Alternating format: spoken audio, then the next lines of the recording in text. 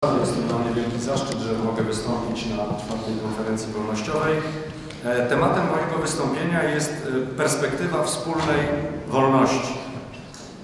Cały demokratyczny świat coraz lepiej dostrzega, że machina partyjna i system biurokratycznej administracji wciąż działają, ale w coraz mniejszym stopniu państwo jest uważane przez obywateli za własne, za postępujące zgodnie z ich zaleceniami i poglądami. A coraz wyraźniejsza staje się alienacja istniejących struktur politycznych i ich swoisty autyzm. To jest cytat z Hanny Arendt. Ona wypowiedziała te słowa kilkadziesiąt lat temu, a ja myślę, że one są bardzo aktualne w tej chwili. O czym zresztą mieliśmy możliwość przekonania się wczoraj na tejże konferencji. Jak jest? Otóż rozdawnictwo publicznych pieniędzy doprowadza do tego, że można zdobyć władzę. I ostatnio w zasadzie wydaje się, że jest to jedna z głównych ścieżek. Że jeżeli damy 500+, jeżeli obiecamy, że ściągniemy miliardy z Unii Europejskiej, to zostaniemy wybrani. A jak już zostajemy wybrani, no to zaczynamy korzystać z pieniędzy państwowych.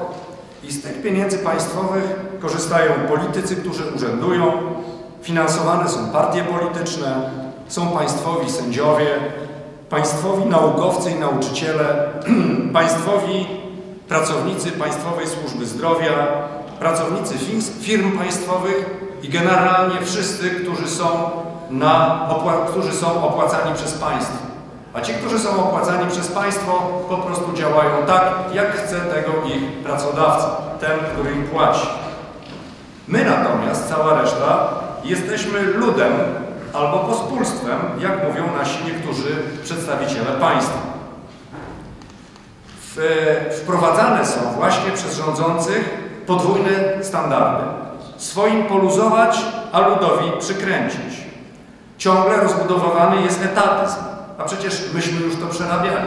Polska ludowa runęła właśnie pod ciężarem etatyzmu. Wszyscy mieli pracę, wszyscy zarabiali pieniądze i niestety nikt niczego sensownego nie produkował i przestało nawet być co jeść. Nie mieliśmy co włożyć do garnka. Rośnie również dług publiczny. Ten mechanizm kupowania sobie głosów wyborców za pieniądze publiczne, a potem za pożyczki, jest mechanizmem już bardzo często wykorzystywanym i jest mechanizmem prostym. Widać, jak on działa. W tej chwili widzimy, do czego doprowadził Wenezuelę. Tam też było tak, że rządy obiecywały góry pieniędzy, obiecywały, że będzie dobrze, zostali ci ludzie wybrani. No i cóż, no i jeden z krajów, który posiada największe złoża ropy naftowej, w tej chwili ludzie po prostu nie mają co jeść. Nie czujemy, by ci, którzy rządzą, byli naszymi przedstawicielami, by dbali o nasze wspólne dobro i nas bronili. Przykład z wczoraj. Mamy 16 ośrodków naukowych, które powinny zajmować się historią i cóż się okazuje, że najbardziej palące problemy historyczne przez te ośrodki w ogóle nie są podejmowane. To po co nam są takie ośrodki państwowe? Zastanówmy się, jakie są kompetencje ludzi, którzy nazywają siebie państwo. Zobaczmy, kto rządzi. Słyszeliśmy zapisy rozmów w restauracji Sowa. To był szok. Ci ludzie w ogóle nie utożsamiali się z tym, że oni gospodarzą krajem. Wyraźnie było słychać, że oni z naszego kraju żyją, że po prostu sprawują władzę, mają jakieś urzędy i wykorzystują to dla swoich własnych, osobistych korzyści. Rządzą nami ludzie, którzy nie mają bladego pojęcia o rządzeniu. Nie mają. To są historycy, to są jacyś politolodzy, socjolodzy. Nie mają. Trudno. Niestety taka jest prawda. Na jakiej podstawie możemy do tego dojść? Otóż stosują typowe instrumenty rządzenia. To są typowe instrumenty rządzenia, które nigdy w życiu nie zastosowalibyśmy w naszej własnej rodzinie, w naszej własnej prywatnej firmie. Rozdawnictwo przywilejów. Niektórzy dostają, innym te przywileje są zabierane. Nachalna propaganda zamiast tłumaczenia mechanizmów społecznych. Dokładnie tak samo było za Gierka, dokładnie tak samo było później i dokładnie tak samo jest teraz. Jeżeli oglądamy główne kanały informacyjne, nie tłumaczy się nic na temat mechanizmów społecznych, nie tłumaczy się, dlaczego upada Wenezuela, tylko wymyśla się różnego rodzaju propagandowe slogany, które mają to w teorii wytłumaczyć. I po pewnym czasie naród dochodzi do wniosku, że telewizja kłamie i zaczyna oglądać zupełnie co innego. Tak działo się w Rzeczpospolitej Polskiej Ludowej i tak samo dzieje się w tej chwili w Wenezueli i to samo odkrywamy w Polsce. Powstają alternatywne kanały informacyjne, bo ludzie coraz mniej wierzą głównym kanałom informacyjnym. Rządzącym wydaje się, że jeśli dadzą pieniądze, to załatwią problem. Damy pieniądze, zbudujemy fabrykę samochodów parowych, elektrycznych.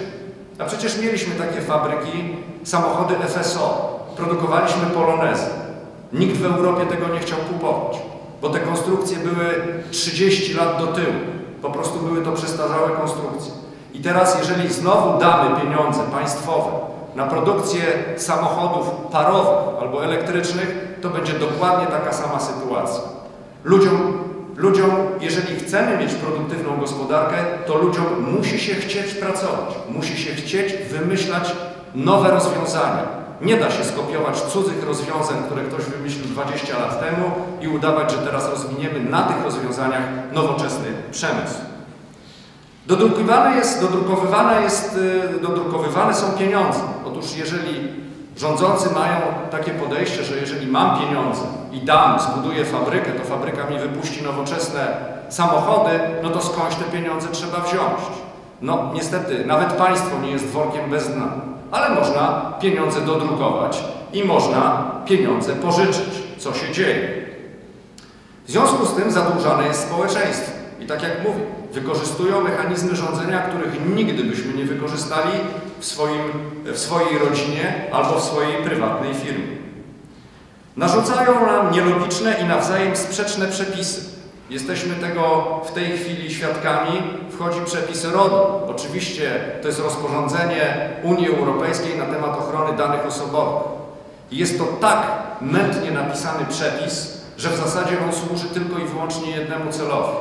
On nie ma na celu ustawienia procedury ochrony danych osobowych, tylko on ma dać narzędzie kontrolerom do tego, żeby potrafić ukarać każdą dowolną osobę i każdą dowolną firmę.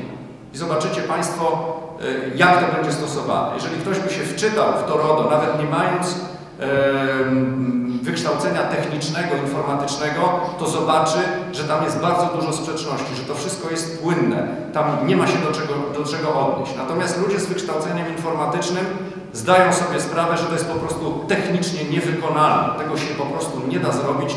To jest pobożne życzenie Unii Europejskiej. I generalnie społeczeństwu można wcisnąć kit, że to jest dla waszego dobra. Natomiast to będzie narzędzie represji.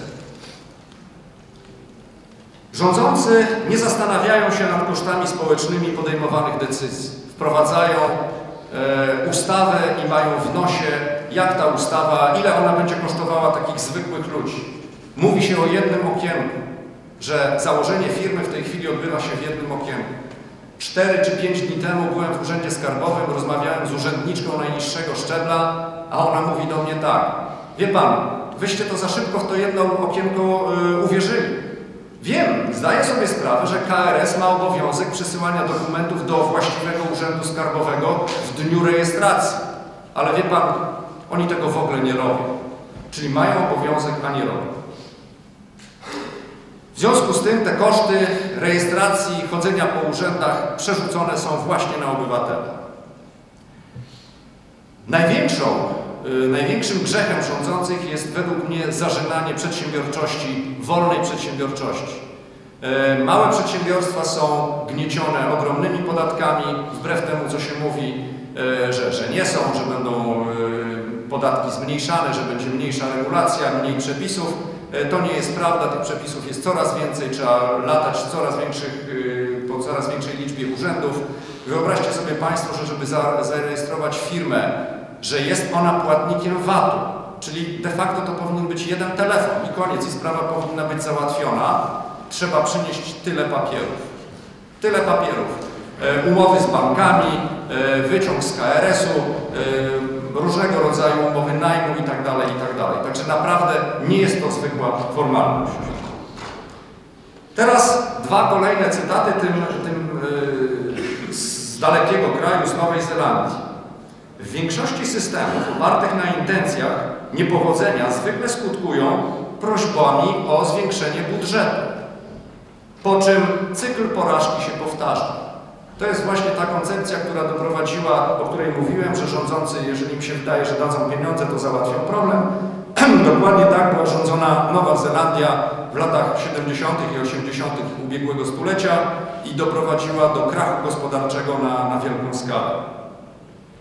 Gdyby dyrektorzy firm prywatnych prowadzili księgowość tak jak dyrektorzy firm państwowych, to już dawno by siedzieli w kryminale.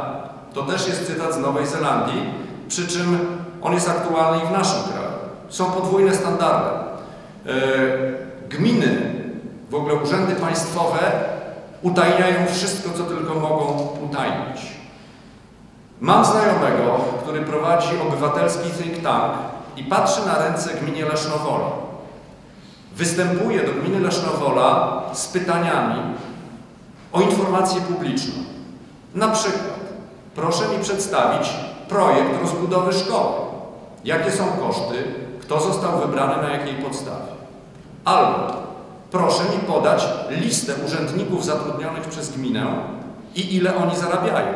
Przecież to są pracownicy publiczni, oni pracują dla gminy, czyli dla mnie. Ja tą informację powinienem mieć. I cóż się okazuje?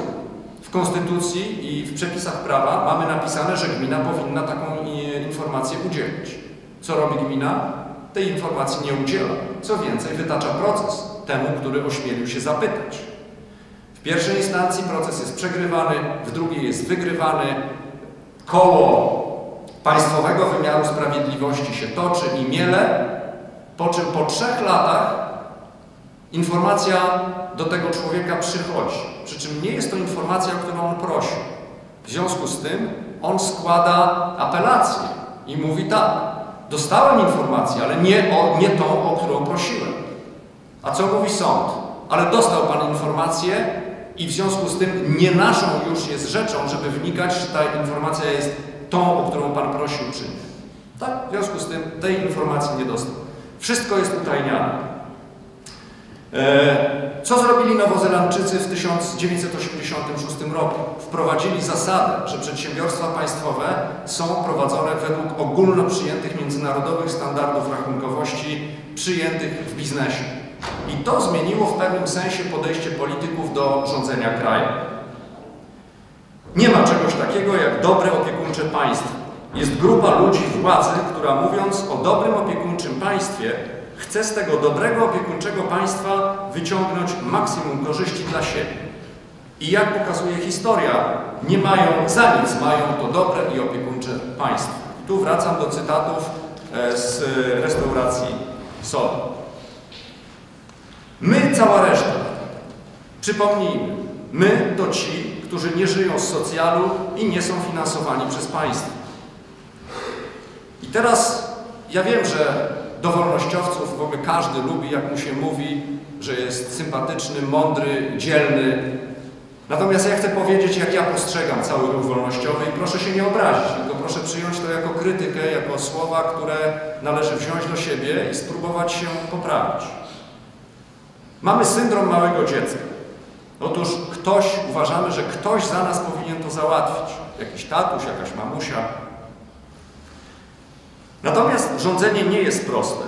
Nie wystarczy wybrać fajnego gościa i liczyć na to, że on za nas wszystko załatwi. A my ciągle szukamy takiego guru. My nie próbujemy się zjednoczyć. I ciągle dajemy dobre rady i ciągle mówimy innym, co oni mają zrobić. Dostaję maile. Prezesie, pan powinien to i tamto. Ja mówię, nie ma problemu. Niech pan mi da ulotkę albo napisze list i ja zrobię to, co pan chce. Ja roześlę ten list do 5000 osób. I wyobraźcie sobie, że ta osoba, która daje mi taką radę, nie jest w stanie takiego listu napisać. Radę potrafi dać, ale już konkretnie coś zrobić, to nie za bardzo. Kim jesteśmy? Kim są wolnościowcy?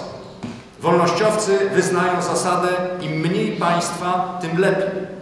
Jest to tak zwana zasada subsydiarności. I teraz uwaga. Zasada subsydiarności, jeżeli zaczniecie Państwo szukać wytłumaczenia, czym ona jest w internecie, to możecie się bardzo pomylić. Bo ona jest tłumaczona, można powiedzieć, że przez wraże nam siły, jako zasada pomocniczości.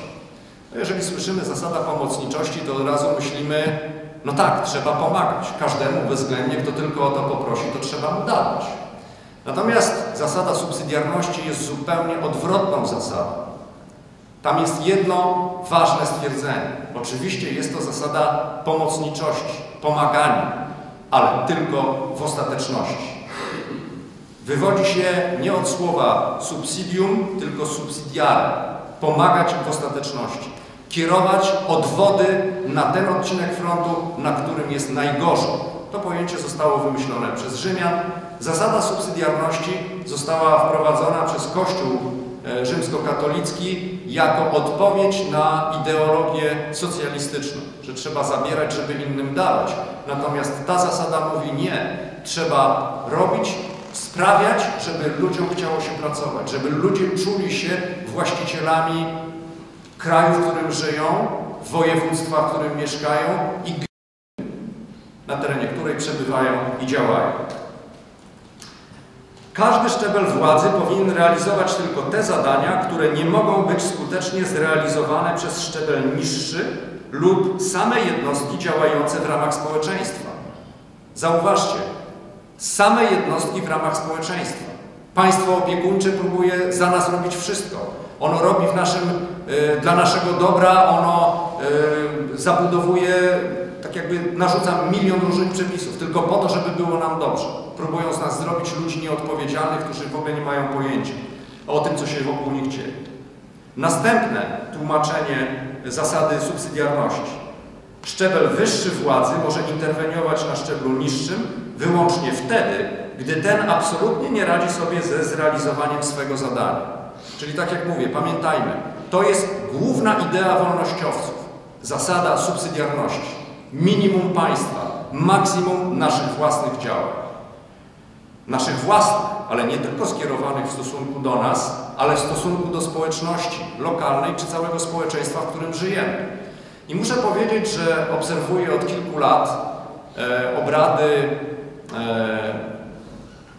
spółdzielni mieszkaniowej, w której mieszka moja żona i zapomniałem, jak to się nazywa, wspólnoty mieszkaniowej, tam gdzie mam firmę, i następuje wybitne podniesienie poziomu kultury dyskusji, zrozumienia problemów. Wyobraźcie sobie Państwo, że wspólnota mieszkaniowa potrafi sama siebie opodatkować, zwiększyć wydatek po to, żeby odnowić fasadę.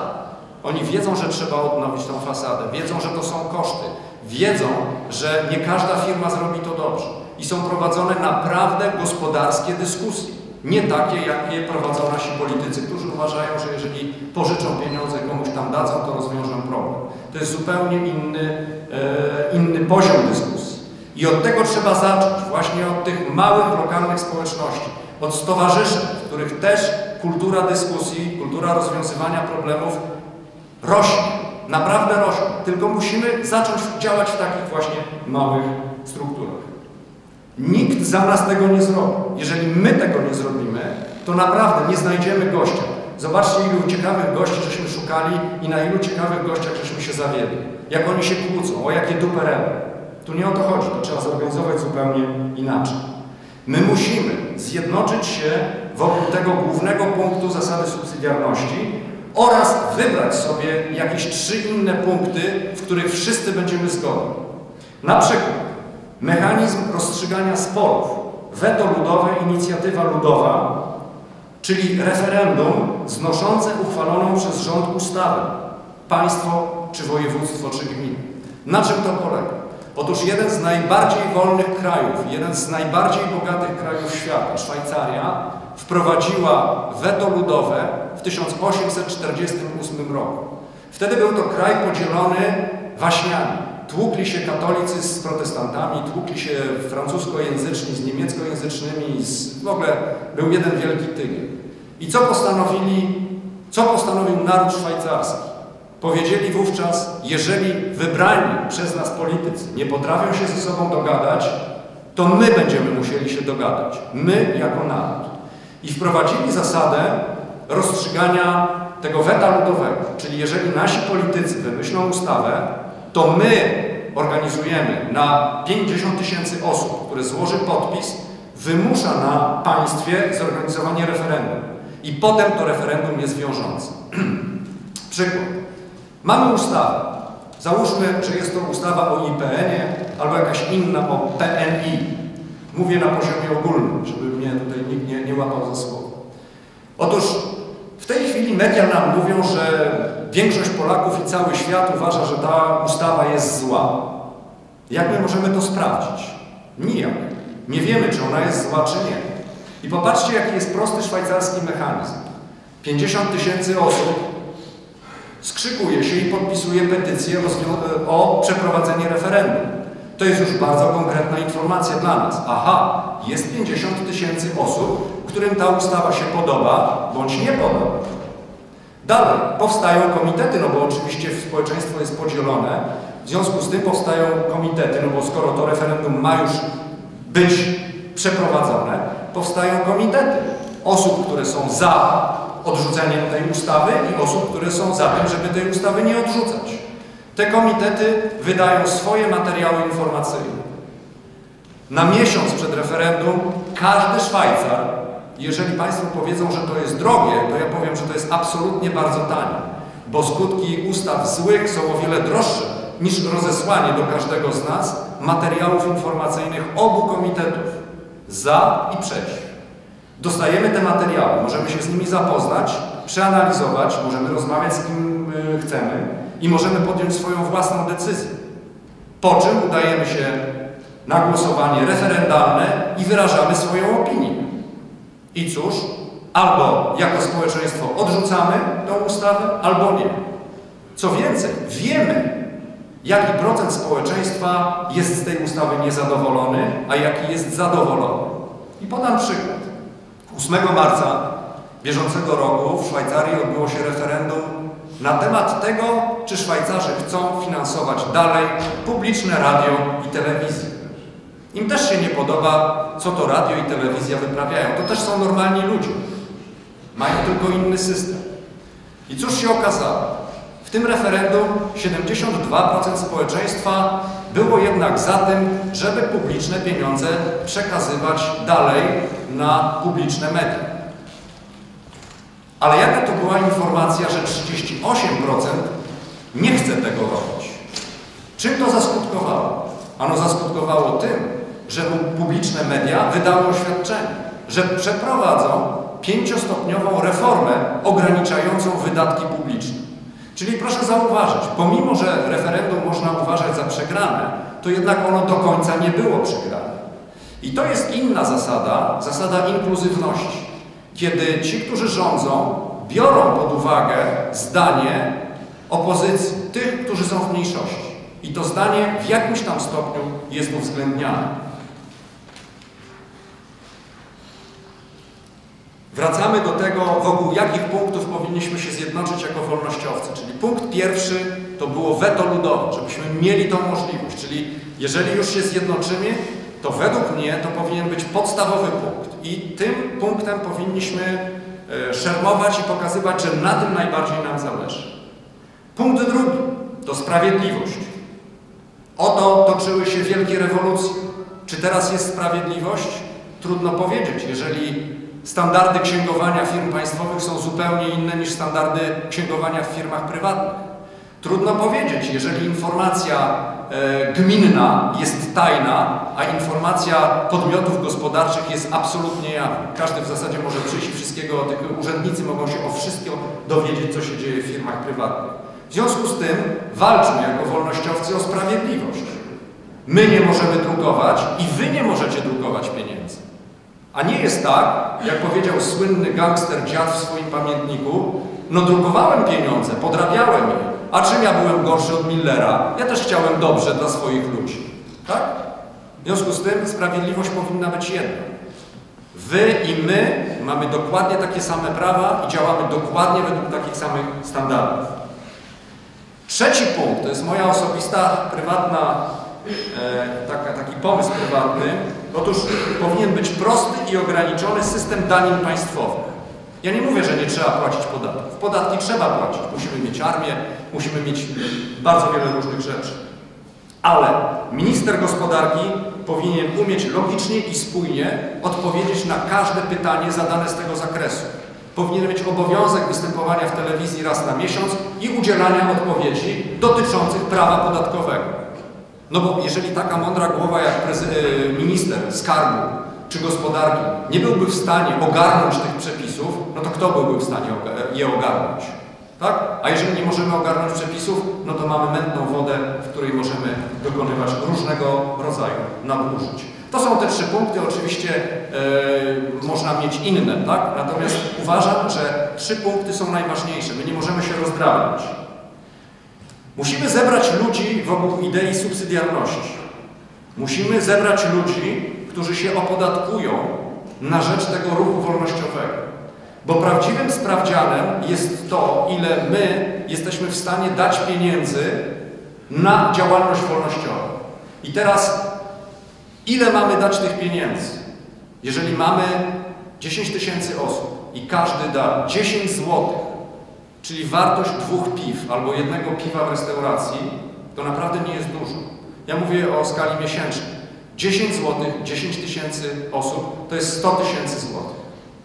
Już może działać taka instytucja, która będzie szerzyła te informacje wokół ruchu wolnościowego. Czyli zebrać ludzi, którzy dzielą się z nami tymi samymi ideałami, ideałem subsydiarności. Zebrać ludzi, którzy się opodatkują 10 zł miesięcznie. I dalej, zebrać ludzi, którzy potrafią pracować, którzy potrafią osiągać cele w sposób skuteczny. A takich, wbrew pozorom, jest bardzo mało. I tutaj ja wracam do tego, co mówiłem, że otrzymuję maile, co ja mam zrobić, a jak proszę o wykonanie najprostszej czynności napisania pisma czy wydrukowania ulotki, no to ci ludzie rozkładają ręce. Przecież ja już to mówiłem. Takie jest stanowisko większości z nas. Gdybym to był, to jest jedna wielka porażka. Gdybym to był. Znany publicysta polski mówi, gdybym ja miał armię Napoleona, to ja bym w Polsce zrobił porządek. Ale bracie, Napoleon to sobie tą armię najpierw sam zrobił, tak? A ty chcesz od razu dostać armię. Jakbyś dostał tą armię, to oni by ci łeb urżnęli, bo byś był po prostu przez nich zupełnie źle traktowany, bo oni nie ceniliby ciebie jako przywódcy. Powinno się. Wszyscy wiemy, co się powinno. Tylko mało kto z nas robi to, co się powinno. Zaraz będzie, po naszym wystąpieniu, będzie czytana odezwa pana Jana Małka, właśnie, który mówi, co się powinno i dlaczego nie jest tak, że ludzie robią to, co powinni robić. Panuje wśród nas syndrom pieczątki i wrzucania w koszty. Na czym to polega? Otóż jak ja zakładałem firmę 30 lat temu, jeszcze za czasów PRL-u, to wszyscy mówili tak. No tak, zrobisz pieczątkę, zrobisz papier firmowy, założysz firmę i będziesz wrzucał w koszty i jeździł Mercedesem. Nikt nie wiedział, że trzeba te pieniądze najpierw wypracować. Ale dzisiaj mamy syndrom założenia partii. Otóż założę partię, a partia już wszystko za mnie załatwi. Słuchajcie, ile jest partii, gdzie 10 osób chce założyć partię? To nie jest takie proste. Zebrać ludzi wokół idei subsydiarności. Zebrać ludzi, którzy będą gotowi poświęcić 2 piwa miesięcznie na działanie tego ruchu. Zebrać ludzi, którzy potrafią osiągać cele. I zebrać ludzi, którzy potrafią działać wspólnie. To jest nasza wielka bolączka. Wielka bolączka. Wczoraj tu na tej sali 2 znamienitych gości pokłóciło się ze sobą nie o kierunek działania, tylko o metodę. I nie pokłócili się o metody fundamentalne, tylko jakieś trzeciorzędne. Oni mówili tak, trzeba walczyć. Jeden mówił, że trzeba walczyć pałaszem, a drugi mówił, że trzeba walczyć szablą. I oni się kłócili, że jeden mówił, że lepiej walczyć pałaszem, a drugi, że lepiej walczyć szablą. O co my się kłócimy, skoro fundamentalnie zgadzamy się, że trzeba walczyć i że kierunek tej walki jest ten sam? To po co znajdować między sobą różnice, jeżeli możemy znajdować to, co nas wspólnie łączy. Czyli powtórzę jeszcze raz, 4 punkty. Zebrać wokół ludzi, którzy wyznają zasadę subsydiarności, którzy się opodatkują 10 złotymi miesięcznie, którzy potrafią osiągać cele, którzy potrafią pracować i którzy są gotowi do pracy wspólnej. Jak to jest, taka dygresja na marginesie, w Szwajcarii? Tam nie ma prezydenta, tam rządzi 7-osobowa Rada Prezydencka, Rada Federalna, przepraszam. Oni albo wypracowują decyzje na zasadzie kompromisu, czyli dyskusji, negocjacji, albo jeżeli takiego kompromisu nie mogą wypracować, to głosują, przy czym nie ma głosów wstrzymujących się. W związku z tym, jeżeli jest ich 7 osób, to na pewno jakaś decyzja musi zapaść. I jak oni to załatwiają? 4 osoby zagłosowały, że kolor zielony jest najlepszym kolorem na świecie. 3 osoby były przeciwne. Jedna uważała, że pomarańczowy jest zdecydowanie lepszy, inna, że żółty, a trzecia, że czerwony. Podjęli decyzję jednak jako 7-osobowa rada, że kolor zielony jest najlepszy. I wychodzą do mediów. Co robią media? Ano wyskakują do tych, którzy nie głosowali za kolorem zielonym. I pytają się, próbują rozegrać tą Radę Federalną. No i co pan powie? Pan był przecież za kolorem żółtym. No i oczywiście w Polsce to każdy by od razu, tak, ja byłem za żółtym, a oni wybrali zielony. A co mówią Szwajcarzy? Otóż mają pewną zasadę.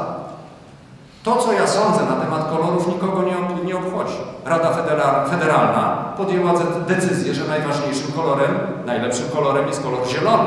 I taka jest decyzja Rady Federalnej i od dnia dzisiejszego to będzie obowiązywało w naszym kraju. Koniec, kropka. Nie dają pola do dyskusji, nie dają pola do wyprowadzenia siebie na manowce. Przedstawiłem moją koncepcję opodatkowania się po 10 zł miesięcznie. Jeżeli ruch będzie liczył 30 000 osób, to będzie do wydania 300 000 osób. I teraz ja już widzę ludzi w internecie, którzy myślą, no tak, on chce zrobić skok na kasę. My się tu zrzucimy po te 2,5 piwa, a on nam zaiwani te 300 000. W związku z tym ten ruch musi przyjąć pewien system, narzucić na siebie więzy, które nie pozwolą na defraudację pieniędzy. Ten ruch musi się uodpornić przeciw takim zjawiskom, jakie było prezentowane przez pana Kijowskiego, że kupił sobie laptopa, czy kupił sobie jakiegoś nowego iPhone'a. Musi to być system, który spowoduje, że ludzie dalej będą zjednoczeni wokół idei wolnościowej, dalej będą chcieli płacić po 10 zł miesięcznie, dalej będą chcieli pracować skutecznie i dalej będą chcieli pracować z pozostałymi. I teraz moja propozycja tego systemu. Transparentność działań, czyli wiemy, co robimy. To wszystko publikujemy, przecież to jest ruch duży. To wszyscy muszą o tym wiedzieć. Nie ma żadnej ściemy, niczego nie ściemniamy, bo w zasadzie my nie mamy, dopóki nie wprowadzimy rozwiązań politycznych, to w zasadzie nie mamy niczego nic do ukrycia. Transparentność finansowa. Otóż tutaj moja propozycja jest taka, żeby każdy wydatek był prezentowany w internecie. Żeby rozliczenia tego całego ruchu odbywały się według standardów księgowych, dokładnie, takich jak obowiązują w firmach prywatnych. Żeby do tych rozliczeń miał dostęp każdy, kto jest w ruchu.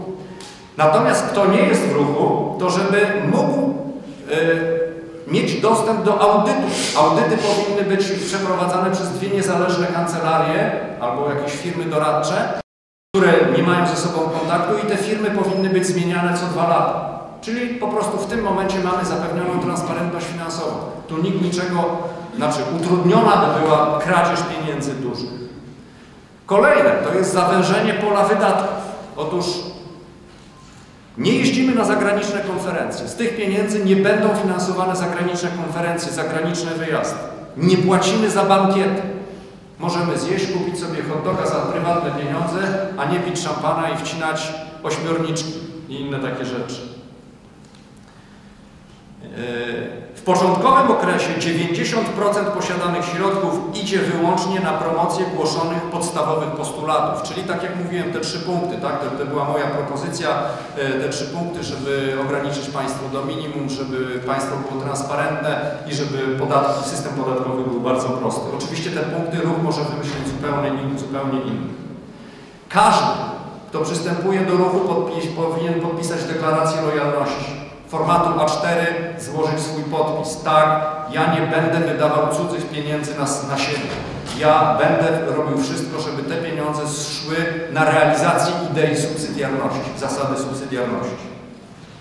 No i zasada naczelna, o której ja mówiłem, omawiając Radę Federalną Szwajcarii. Otóż wszyscy muszą trzymać jeden front w kwestiach kluczowych. A tą kwestią kluczową znowu jest zasada subsydiarności, czyli minimum państwa. Jeżeli ktoś będzie rozgrywał wolnościowca, który jest ateistą przeciwko wolnościowcowi, który jest zagorzałym katolikiem, to nie możemy na to pozwolić. Po prostu deklaracja musi być taka. To nie jest istotne. My sobie poradzimy. My jesteśmy wolnościowcami, w związku z tym szanujemy przekonania innych, nawet jeżeli są one odmienne od nas. Natomiast my chcemy zasady subsydiarności, czyli trzeba trzymać jeden front w kwestiach kluczowych. Trzymamy front w kwestiach kluczowych i szanujemy różnice zdań i poszukujemy kompromisu. To jest naczelna zasada. No i ten ruch musi również wypracować mechanizmy obronne przed prowokacjami, bo takich na pewno będzie bardzo dużo. No i tutaj prawdopodobnie, jeżeli ruch będzie duży, to będą osoby, które mając doświadczenie już w jakimś działaniu politycznym, będą mogły przewidzieć, jakiego typu prowokacje, jakiego typu prowokacjami możemy mieć do czynienia i po prostu wydać stosowne procedury, tak jakby szczepionki na to, jak mamy na takie prowokacje reagować. I cóż, jeżeli wprowadzimy ten system, będziemy mieli odpowiednią liczbę tych ludzi, którzy się zorganizują wokół tej jednej idei, zasady subsydiarności i będą dążyli do tych trzech najważniejszych punktów, które ustalą, żeby one weszły w życie, żeby one zaczęły funkcjonować, no to niech ci ludzie działają. Po prostu niech działają. Zostawmy ich, próbujmy brać udział w tym ruchu i działajmy. Nie myślmy o zakładaniu żadnych partii politycznych czy walce o wejście do Sejmu, Senatu, dopóki nie uzyska się, powiedzmy, minimum 100 000 zwolenników tego ruchu dla naszych proponowanych idei. A może nawet ten próg może być i wyższy. Nie odnośmy się jako grupa do żadnych innych kwestii, jak tylko i wyłącznie do tych postulatów, na których nam najbardziej zależy. Nie bądźmy omnibusami, którzy chcą się wypowiadać na każdy temat. Tak? Nas interesuje zarażenie społeczeństwa 3–4 najważniejszymi postulatami i wprowadzenie zasady subsydiarności do naszego kraju. Bo to gwarantuje, że kraj będzie się o wiele lepiej rozwijał. I co więcej, nie zrażajmy się ani małymi porażkami, ani małymi sukcesami. Bo ludzie odnoszą mały sukces i myślą, że już osiągnęli wszystko. Natomiast naszym celem jest, tak jak mówię, realizacja, zmiana systemowa. Po prostu system trzeba zmienić. I Szwajcarzy zrobili to w 1848 roku, wprowadzając tą zasadę weta ludowego. I według mnie to jest najważniejsza rzecz, nad którą wolnościowcy powinni się skupić. Celem działań wstępnych powinny być te 3 postulaty, które trzeba wprowadzić w polskim systemie politycznym. I te 3–4 postulaty powinny być opisane na jednej stronie A4, żeby łatwo je było propagować, żeby ludzie zrozumieli, o co nam chodzi.